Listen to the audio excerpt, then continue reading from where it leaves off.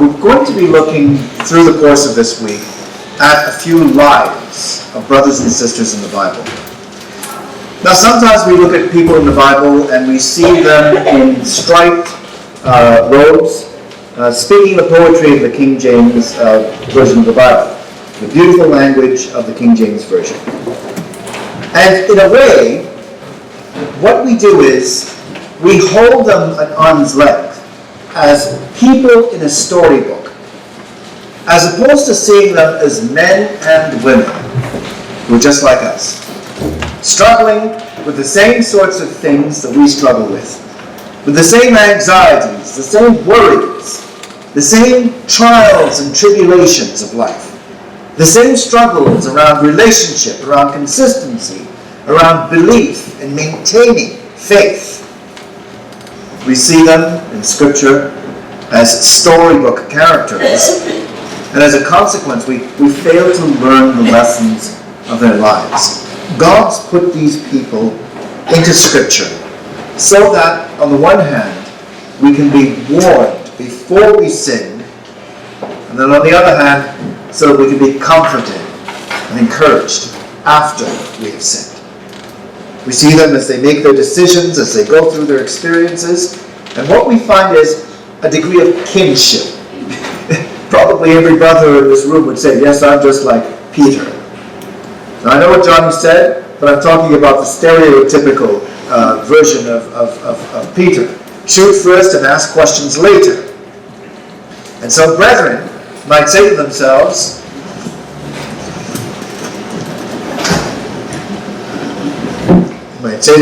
you don't even know how to put a clip on your tie. Goodness, if it's not one thing, it's another thing. I dropped a microphone in a glass of water once. Sparks flew. I just stood there while hands moved in slow motion. The time just slowed down. Another time, I was presiding. There were about 6 cups. Lifted the cloth and nightmare. Bonk, bonk, bonk. And you're in a moment. The only thing I can compare it to is the one traffic accident I had. I was on the road, slammed on the brakes on the highway in the middle of wintertime in Toronto, and did a 360-degree just circle in the middle of the road. And time slows down. It really does. You see everything with absolute clarity. Look at that mint flying out of my mouth. Oh, that woman looks like she's going to have a heart attack. I didn't know you could do that with a car.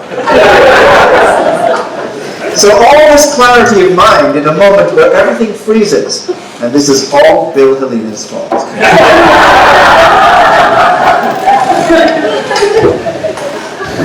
When we look at the stories of these men and women's lives, what we are looking at is our loved ones.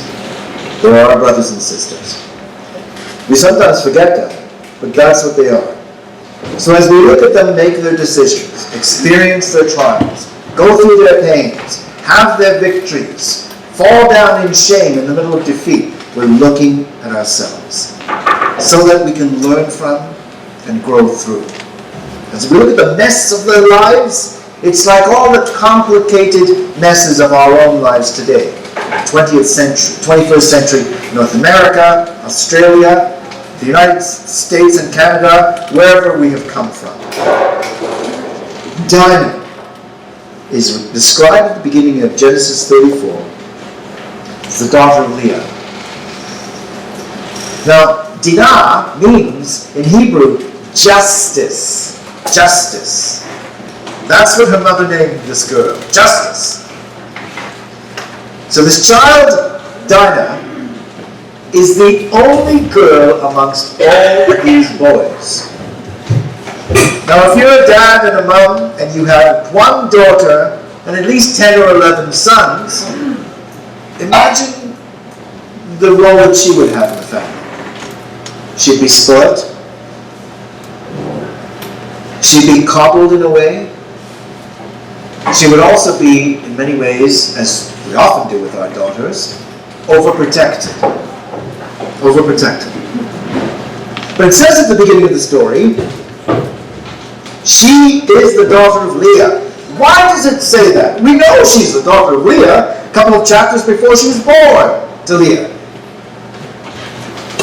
Is it perhaps to give us a little bit about the dynamics of the family?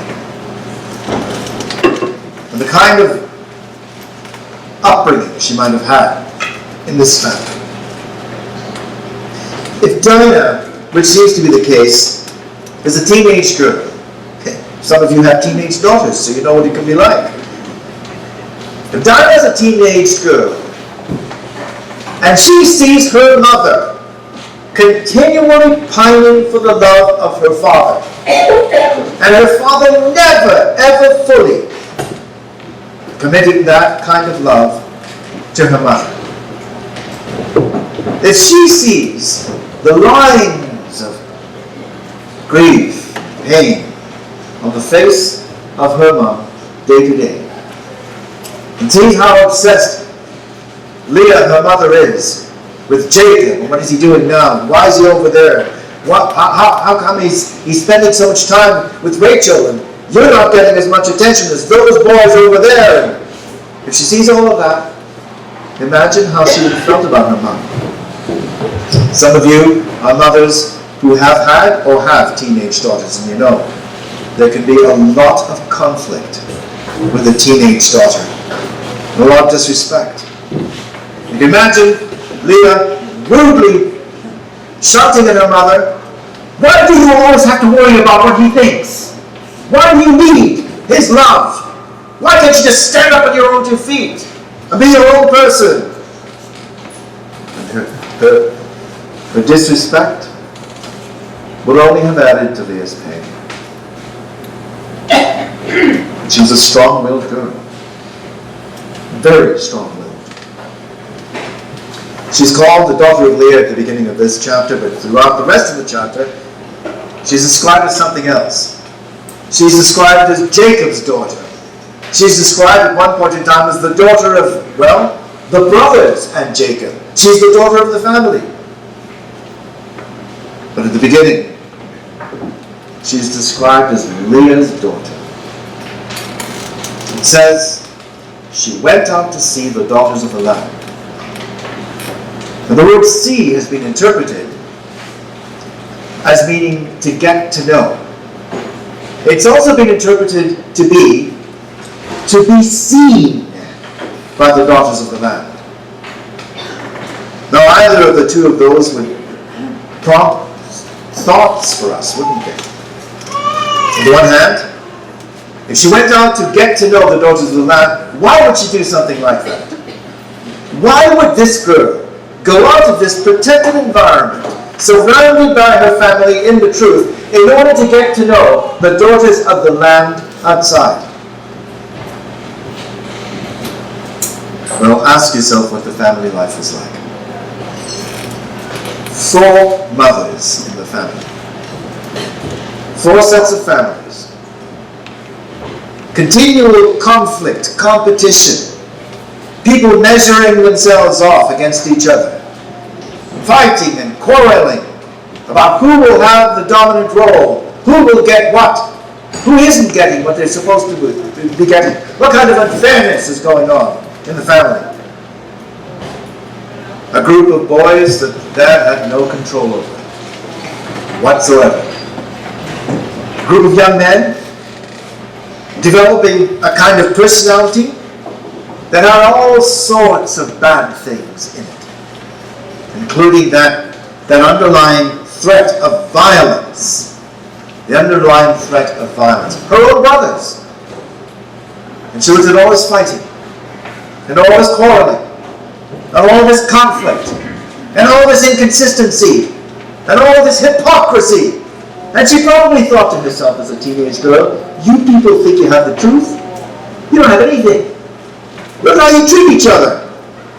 The people outside are kind to each other. I can see it looking out.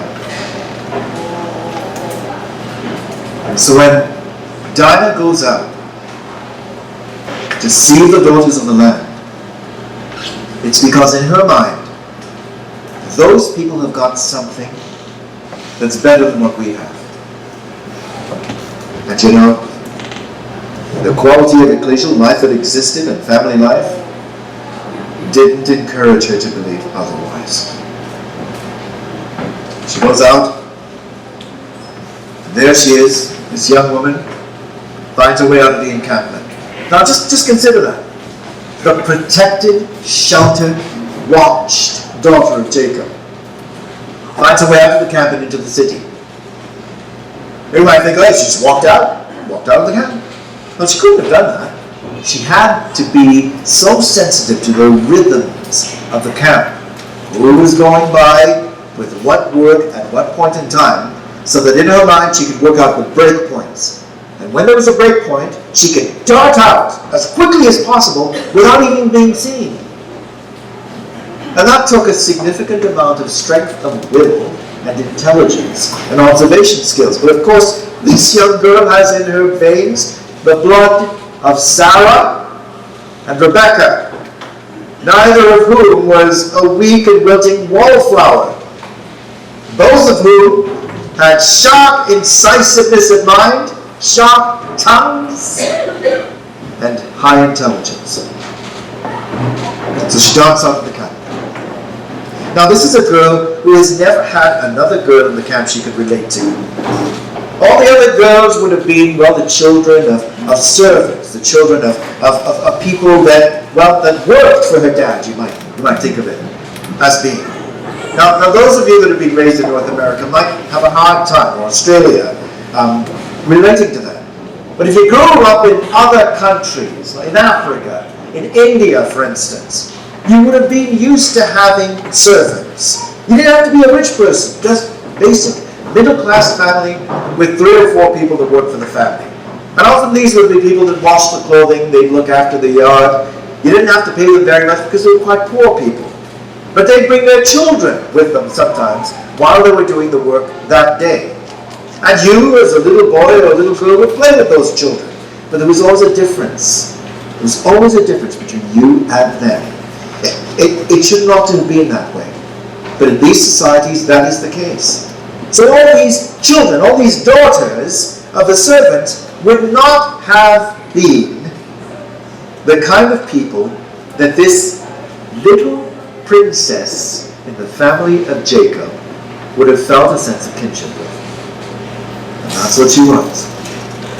So when she goes out to see the daughters of the land, she wants to meet people that she thinks are more her equals, but also who are kinder and gentler and more accepting and more tolerant, who treat each other better than the people back home in the ecclesia or in her family. So she goes out and it says, Shechem, the son of Hamor the Hivite, prince of the country, saw her, took her, lay with her, and defiled her. Saw her, took her, lay with her, and defiled her. Now the New English translation, the Net Bible, translates it this way. He saw her, seized her.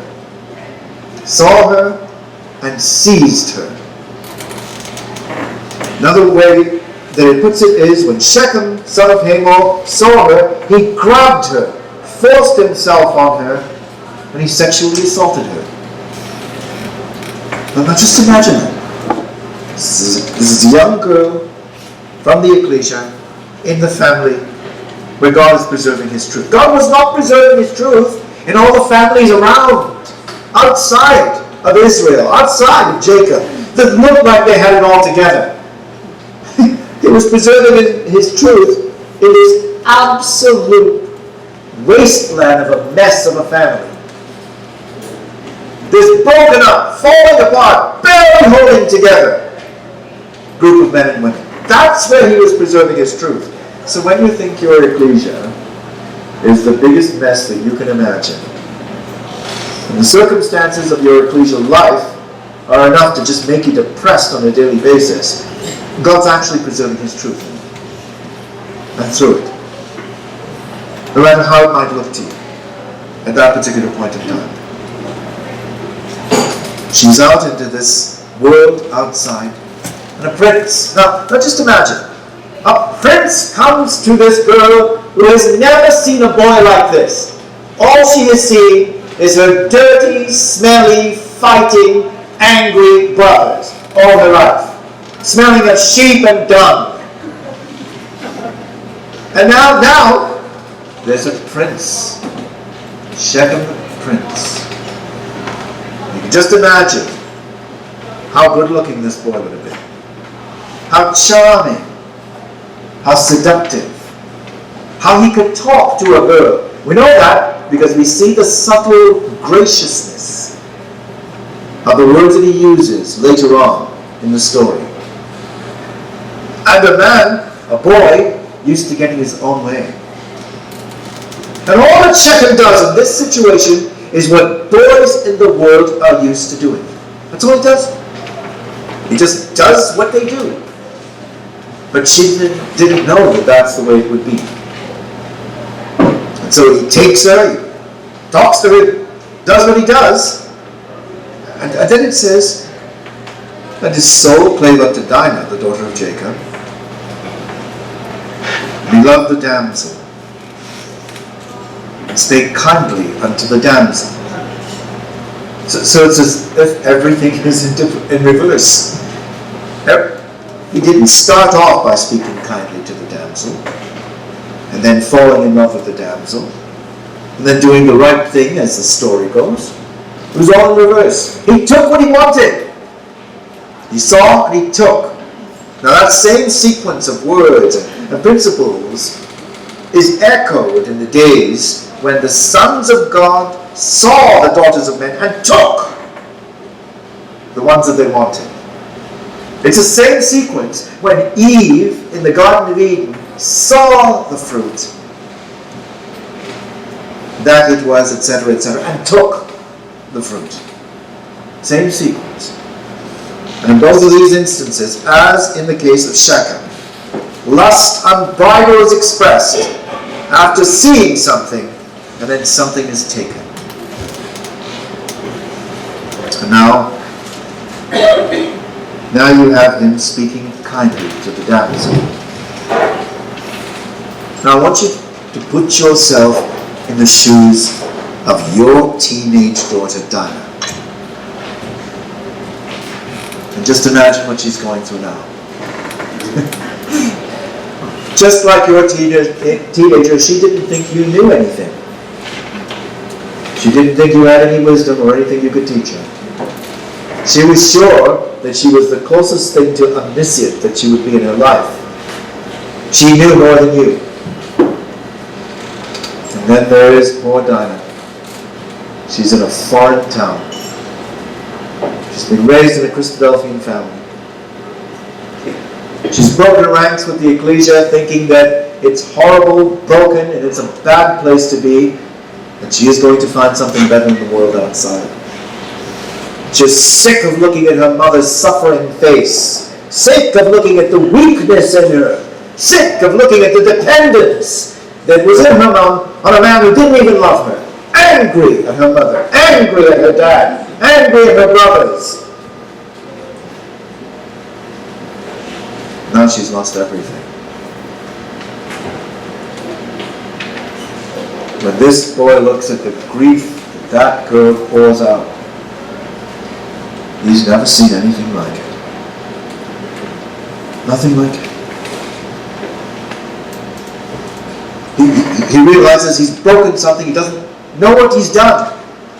He's trying to talk kindly to her. And then he falls in love with her. Now it's a funny thing, children that believe the truth.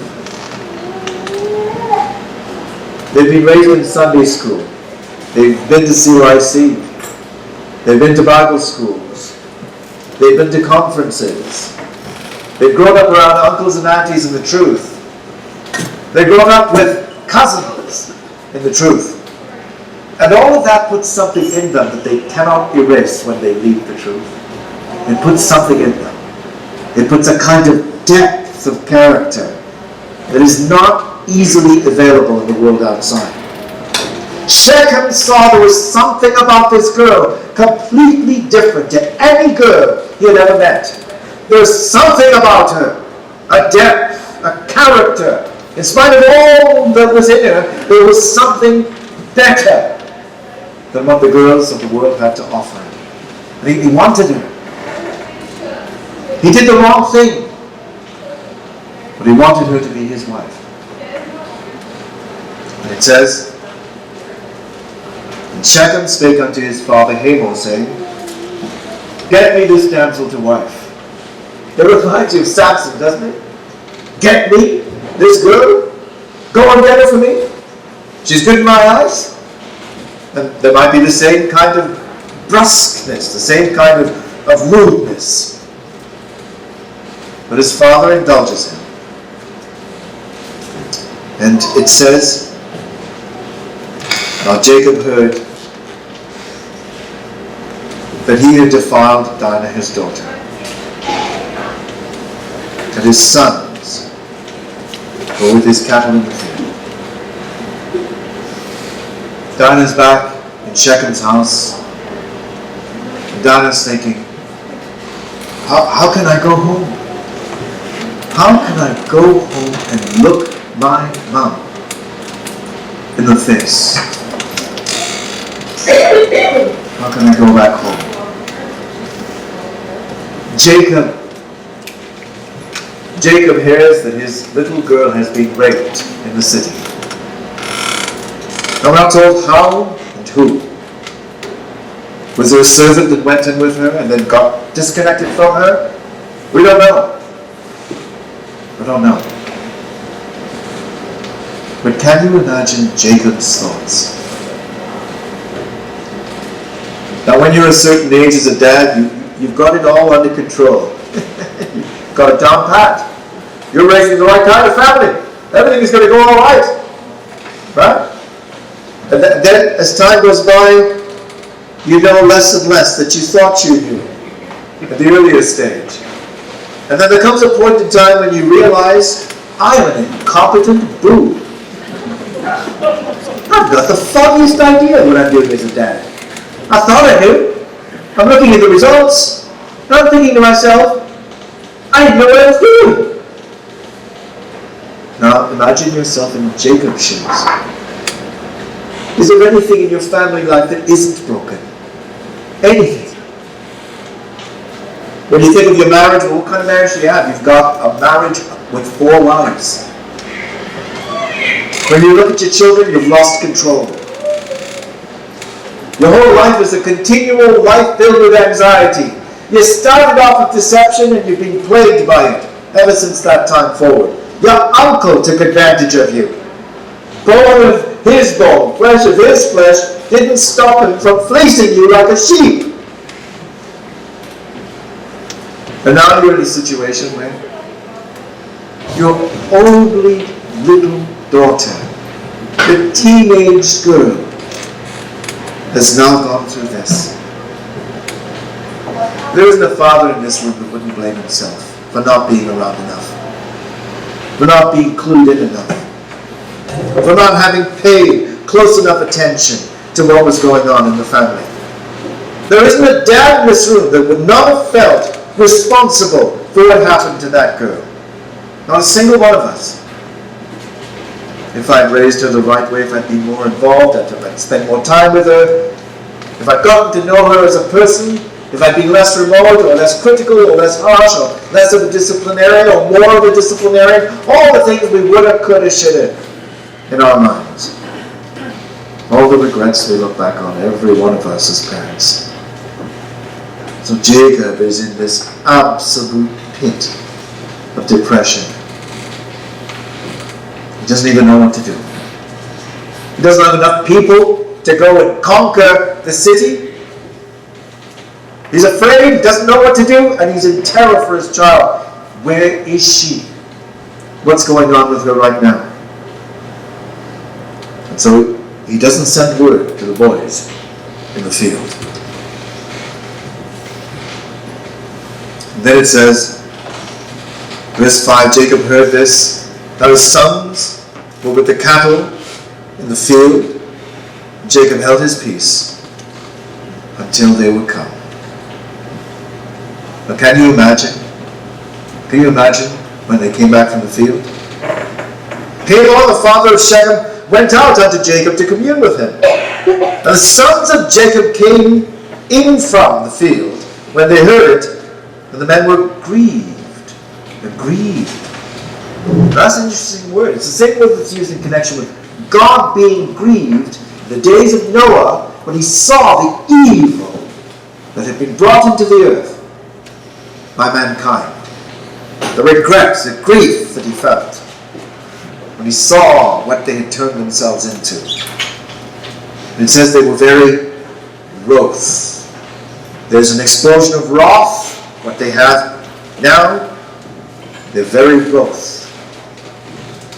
And that word wrath means to blaze up.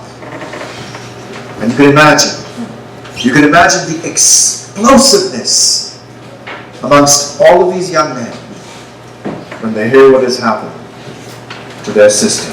If they had been all disconnected from each other, in competition with each other, and always looking to fight with their brethren, they were all together now because of their sister. Now it wasn't Simeon and Levi's sister, it's their sister together in their grief, in their rage, because he had wrought folly in Israel, in lying with Jacob's daughter, which thing ought not to be done. Now the Hebrew word, the expression that you see here translated wrought folly, which is to perform wickedness, villainy, a particular kind of crime. It's used several times in the Old Testament, about 13 times, 8 of which have to do with sexual crimes. You find some of them in areas like Deuteronomy chapter 22, verse 21, Judges 19, 23 and 24, and other places. Right? So there's a righteous indignation that rears its head among these boys about something that is immoral. It should not have happened. This is a terrible thing that's happened. It should never be done. This is what they say in there, and their fury. And it says, Hamor communed with them. With them. Now that's interesting. Hamor doesn't commune with Jacob, his peer.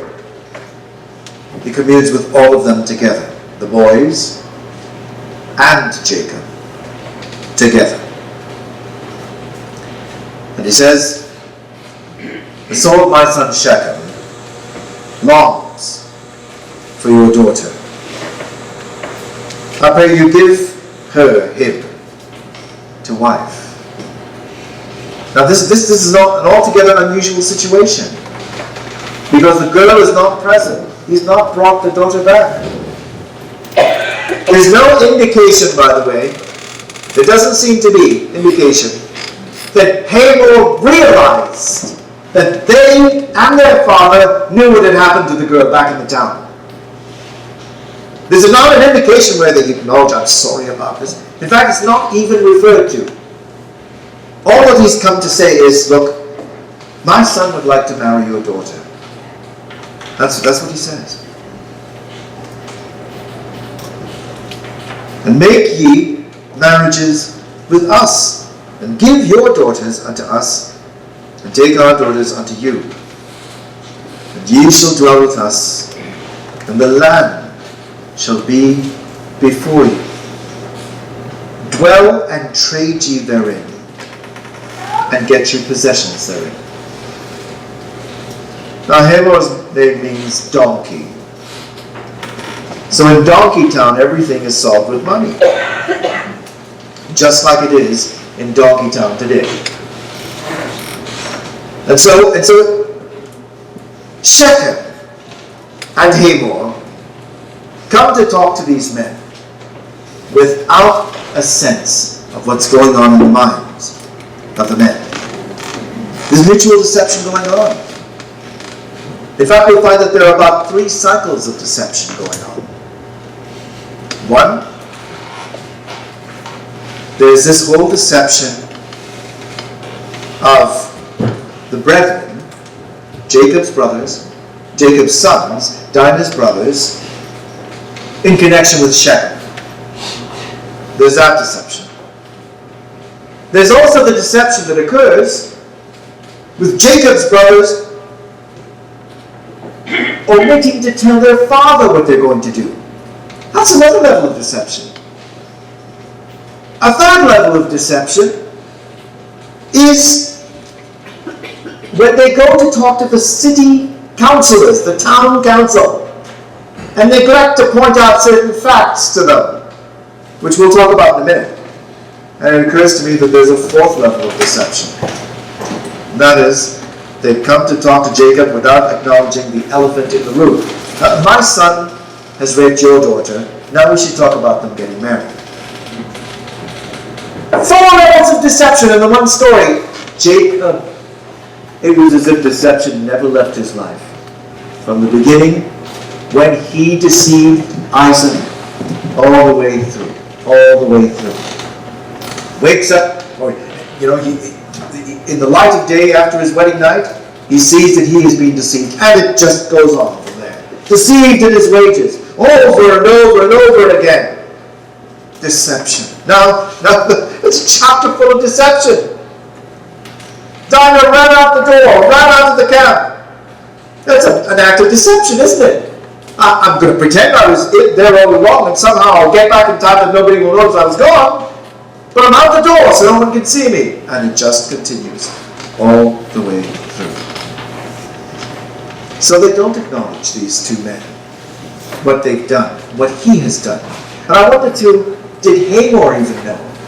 Or did Shechem cover it all up and just keep it in the house? So here's Hamor. He may not even know what his son's done.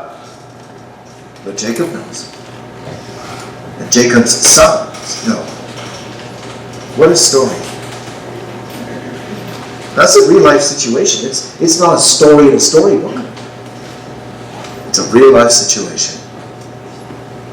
So he says, look, he offers her a few things. One, intermarriage. Intermarriage. Right? Israel was always faced, if we look at him as an individual, Jacob, with one of 2 dangers. Intermixing with the world outside, or violent persecution by the world outside. Those are the 2 things he was always faced with. So here's the situation. This Gentile from Donkey Town offers intermarriage. He offers peaceful, permanent co-settlement. They will live together in the same place. He also offers access and mobility throughout the land that he controls. You can go up and down with your flocks and so on. He also offers the opportunity to purchase land, to get and acquire property. And then he also offers trading privileges. All of that. It's a business deal, isn't it? You know, we never hear Dinah's voice once throughout this chapter. Not one word from this girl. Not a word. Not once in the entire chapter. But Dinah becomes a thing of trade all through the chapter. Chapter. Give us this, we can have her, you get that. And so what this young girl imagined would be the outcome of her action spun completely out of control, as it often does with young people. Because they lose control of the circumstances they find themselves in, they take themselves into so very quickly. And so he's offering all of these things. It's all about trade, it's all about getting, it's all about giving and getting. And then it says, Shechem said unto her father and unto her brethren, let me find grace in your eyes. But whatever you ask me to give you, I'll give it. Now you can imagine Shechem, not even imagining they know what he's done, is his most charming self. How would you feel, Dad? You'd want to just kill him on the spot. That's what you would want to do as Dad. You'd feel that feeling. Knowing it's wrong, but you'd feel a feeling like that. Now that's you as a dad. What about a hot-blooded young man that might be your brother? What would he feel? And they kept it all hidden, what they actually felt. So there's Shechem, his gracious best, deceiving them and not acknowledging what he's done. Hamor may not even know the story. Jacob and his sons know the story and they're pretending they don't. It's just an incredibly complicated and ugly situation. And so he says, I'll give you anything you want, because of course you resolve things with money. Money! Money makes the world go round. People were just as stupid then as they are now. Money does not make the world go round. In fact, money is not even something that we can think of as substantial. The world economy today is operating on fumes. There is the illusion that the World Bank, the Federal Reserves in the United States, and all the major banks of the world, and the major financial institutions have got things under control and know what they're doing. But you want to hear a secret? They don't know how it works anymore. They can't anticipate. They're not ever certain what the outcome is going to be as things change with interest rates. Remember that leader of the American Federal Reserve, Alan, what was his name again? Greenspan. Alan Greenspan would come out and say words like, the economy at this particular point in time is demonstrating behaviors that could be interpreted as a degree of solidity under the circumstances from what we can see as we observe its workings. And people would go, everything's going really well. When he was interviewed, oh, by the way, do you remember when he was interviewed at the crash, when they had taken all the controls and reduced regulatory compliance expectations down to a bare minimum because they thought the market will do the right thing. It'll manage itself. Just give it more freedom. Well, it managed itself down into the 2008 drop and the hole that happened. And when he was asked, what did you think was going to happen? Alan Greenspan, architect, one of the architects of the doom we now face, he said, I'm shocked. Do you remember that in the news? Alan Greenspan is shocked. And we laugh, we read the story, the Babylonians reading the entrails and the guts and the intestines and the liver and the spleen of animals to tell the future. And then we think these people who are looking at the entrails and the guts and the spleens of numbers to predict what's going to happen to stocks and shares and investments are more sophisticated than them. Well, the fact of the matter is the worldwide economy has become so integrated, so complex, that little, stupid, crazy Greece decides, you know what, this is how we're going to deal with our debt. We're not going to!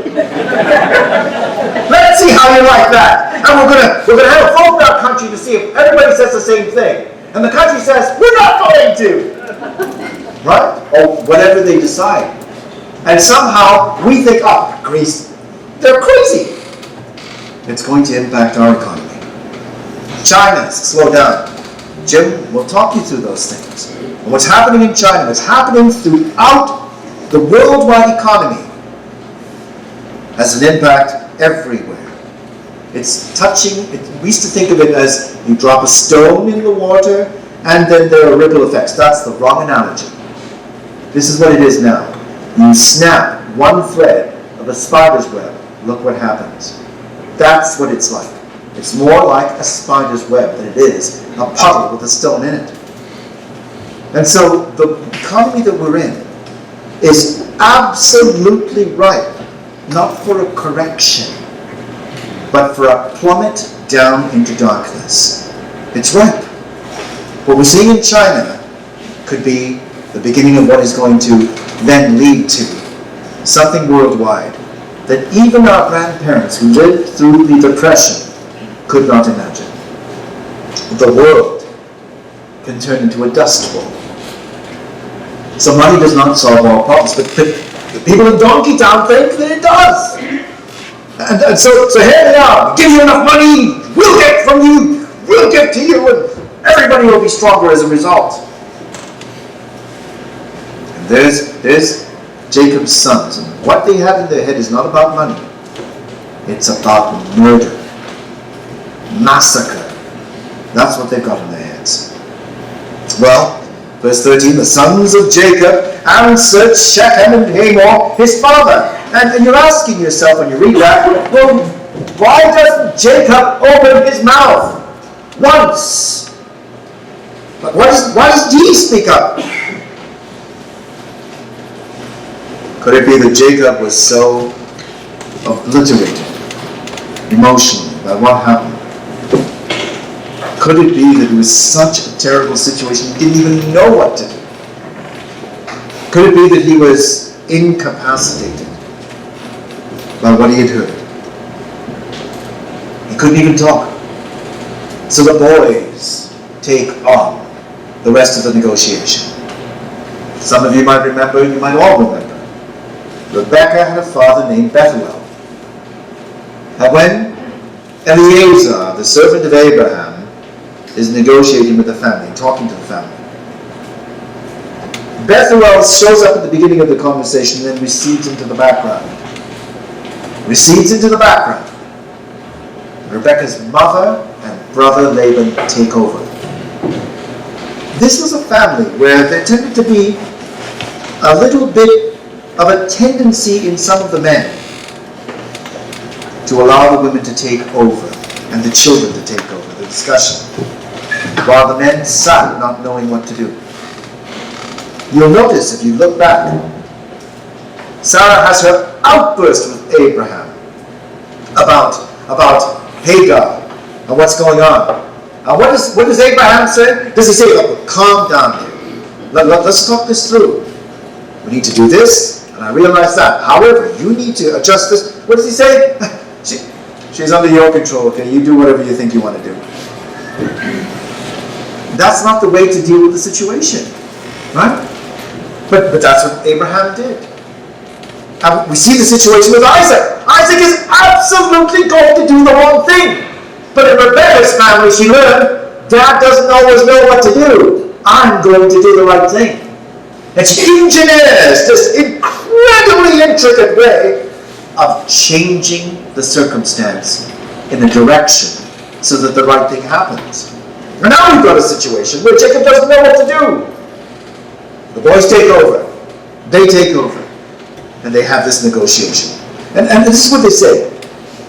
We cannot do this thing to give our sister to one that is uncircumcised. That's a reproach to us. It's something that's totally unacceptable to us. It's a reproach unto us. But in this will we consent unto you. If ye will be as we be, that every male of you be circumcised. Then will we give our daughters unto you, and we will take, it's all about give and take, your daughters to us. And we will dwell with you, and we will become one people. Well, what have they just done? What have they just done? What have they just done virtually? They've just preached the gospel. They've just preached the gospel. With the intent to kill people. Now what do we mean by that? Circumcision as a precursor of that which would replace it pointed forward to the cutting off of flesh. Did it not? And the fulfillment of that would be in the Lord Jesus Christ. Baptism, in a way, completely supersedes, it does supersede it, but in a way is reflected in the circumcision ritual. Baptism. And so they're talking about baptism and about becoming one people, Jews and Gentiles together.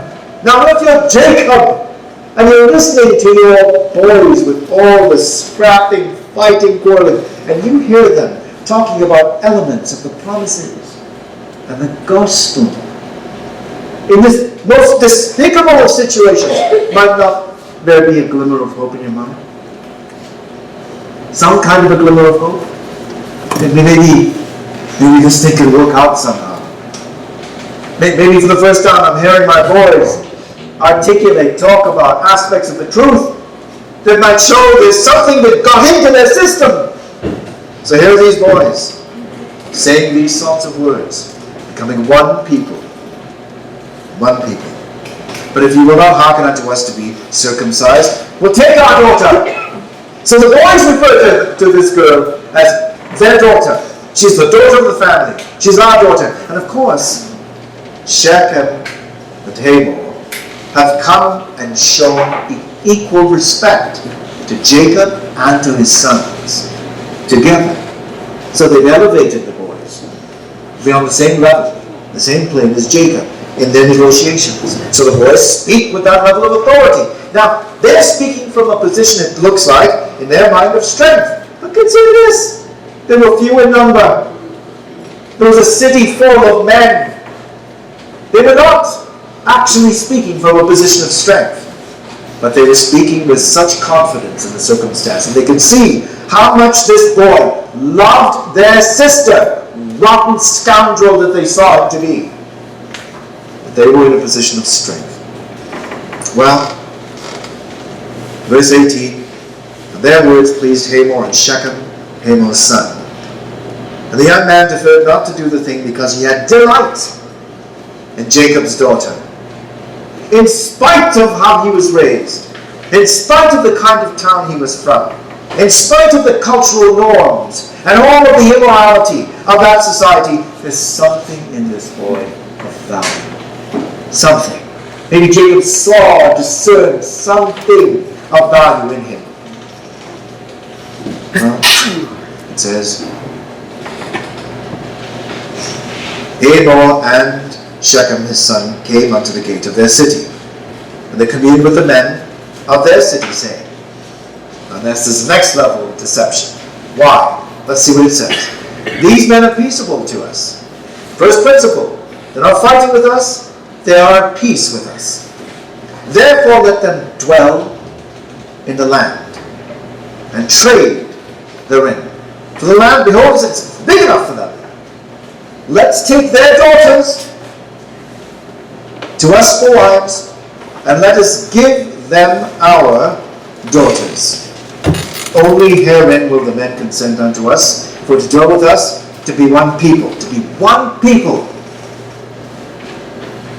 If every male among us be circumcised as they are circumcised, shall not make idol of their substance, and every beast of theirs be ours?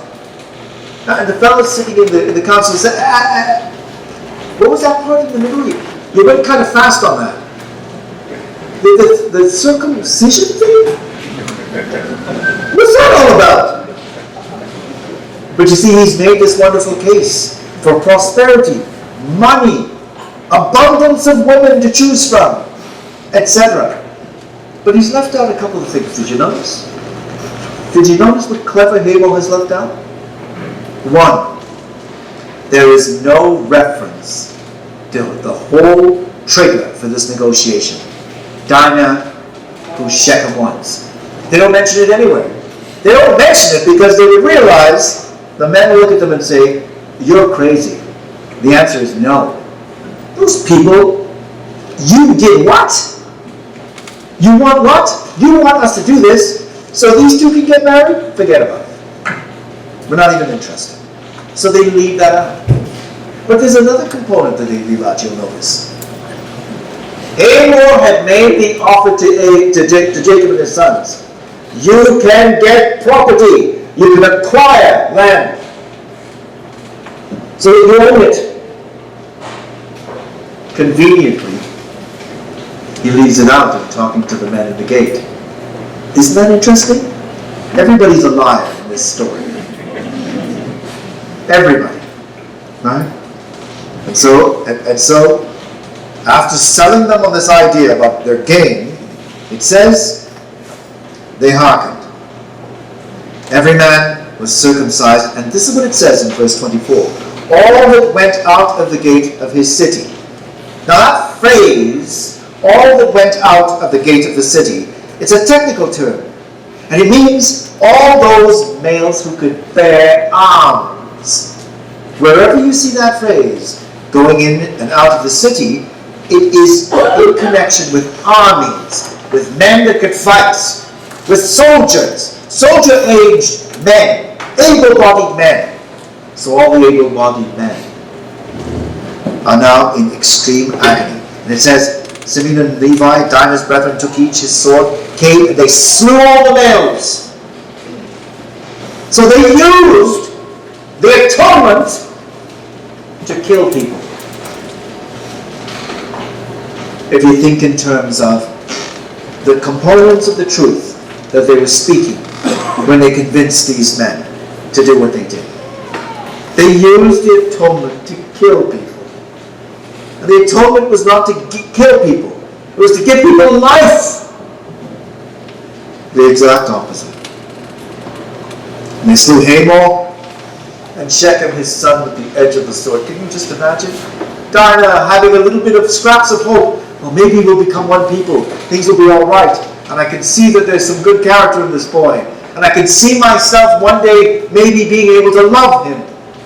And your brother comes in with a sword and cuts your boy through with the sword. Then grabs you and pushes you forward and uses foul language about you and what you've done and what you have brought the family into. And he shoves you forward to go out and take you back out. And then it says, the sons of Jacob came upon the slain and spoiled the city, because they had defiled their sister. They took their sheep, they took their oxen, they took their asses, they took what was in the city, they took what was in the field, they took all their wealth, they took all their little ones, they took their wives, which thing ought not to be done in Israel. They took all of them captive, and they spoiled even all that was in the house. What house? What house? Well, verse 2 of the next chapter, Jacob said unto his household, and to all that were with him, put away the strange gods that are among you, and be clean, and change your garments. So they went, and they took everything that looked like it was of value, including the gods and goddesses,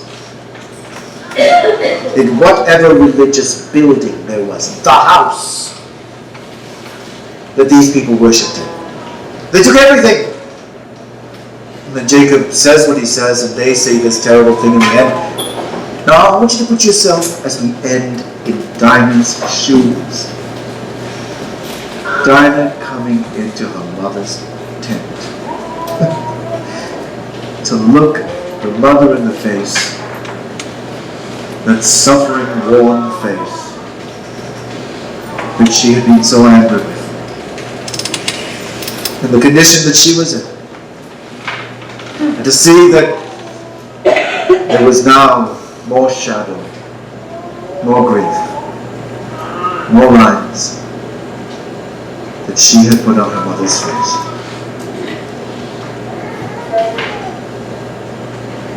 We never hear about Dinah again. Now imagine, brothers and sisters, Dinah in a tent by herself.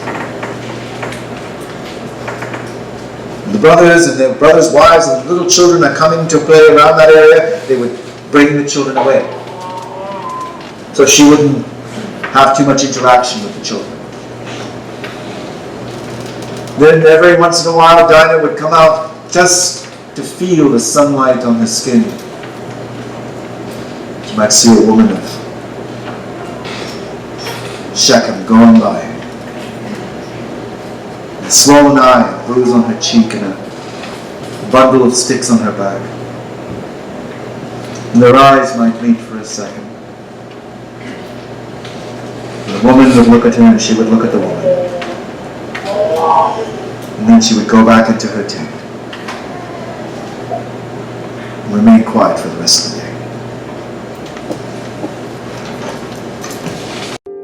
day.